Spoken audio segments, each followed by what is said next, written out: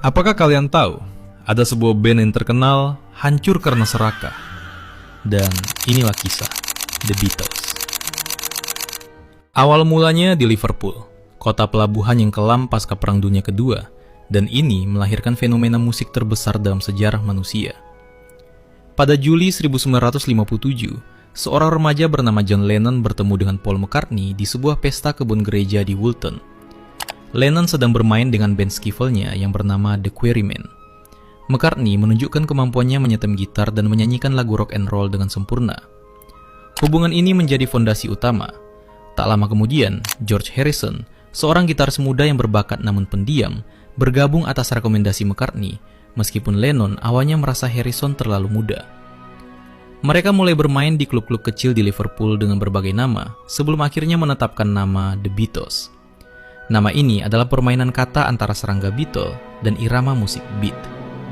Antara tahun 1960 hingga 1962, grup ini dikontrak untuk bermain di kawasan lampu merah Hamburg, Jerman.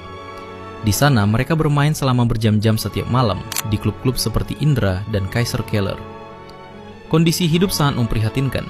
Mereka tidur di belakang layar bioskop yang dingin. Namun intensitas bermain musik selama 8 jam sehari menempa kemampuan teknis dan stamina panggung mereka. Di Hamburg pula mereka bertemu dengan fotografer Astrid Kirchherr yang memberikan pengaruh besar pada gaya visual mereka. Pada periode ini, susunan anggota masih melibatkan Stuart Sutcliffe pada bass dan Pete Best pada drum. Sutcliffe kemudian memilih tinggal di Jerman sebelum meninggal secara tragis, memaksa McCartney mengambil alih peran pemain bass. Sekembalinya ke Liverpool, The Beatles menjadi atraksi utama di The Cavern Club. Seorang pemilik toko musik lokal bernama Brian Epstein mendengar tentang kepopuleran mereka dan memutuskan untuk menyaksikan penampilan mereka. Epstein terpukau oleh karisma mereka, meskipun penampilan mereka saat itu masih kasar dan sering merokok di atas panggung. Epstein menjadi manajer mereka, mengubah citra mereka dari jaket kulit menjadi setelan jas yang rapi, dan mulai mencari kontrak rekaman di London.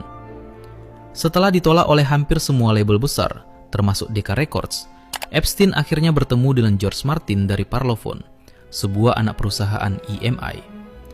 George Martin setuju untuk memproduksi mereka, namun ia menyarankan penggantian drummer.